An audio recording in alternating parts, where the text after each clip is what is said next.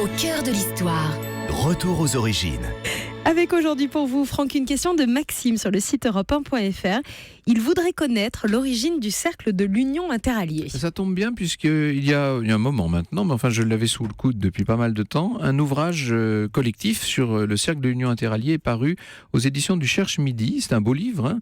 Ça s'appelle Le cercle de l'Union interalliée, un siècle dans l'histoire. Alors évidemment, quand on a l'habitude de fréquenter ces lieux, on les trouve normaux, familiers, etc. Mais n'oublions pas le caractère exceptionnel de ce club qui a accueilli, alors on peut dire tout ce que la planète peut compter de sommités, de l'empereur Hirohito au Shah d'Iran. C'était un lieu de conférence tellement fréquent pour Paul Valéry, pour André Gide, pour Sacha Guitry, etc., etc. Ce cercle de l'Union interalliée, comme son nom l'indique, c'est un lieu d'entente diplomatique, de triple entente même. En 1917, au moment où les États-Unis s'engagent dans la Grande Guerre, une poignée d'officiers et d'hommes politiques qui sont français, anglais et américains se réunissent donc avec pour objectif de favoriser les relations internationales entre les pays alliés. C'est le comte de Beaumont, le célèbre comte de Beaumont, qui le premier va constituer un cercle adapté aux besoins engendrés par le conflit. Les présidents de la Société française radioélectrique à l'époque, il a un réseau très très très important, c'est un homme très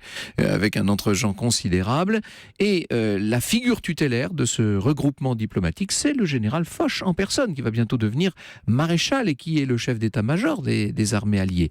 Le baron de Rothschild va à ce moment-là proposer son hôtel particulier, qui est un joyau du XVIIIe siècle, au 33 de la rue du Faubourg Saint-Honoré, donc tout près de l'Élysée, pour créer ce cercle de l'Union interalliée qui voit le jour en octobre 17. C'est la guerre qui a fait naître l'idée de notre association, disait le comte de Beaumont, mais c'est la paix qui en a démontré l'impérieuse nécessité.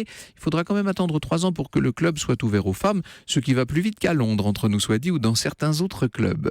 Je voudrais citer absolument la phrase magnifique du général de Gaulle, qui avait tout simplement surnommé le cercle interallié l'ambassade de France à Paris.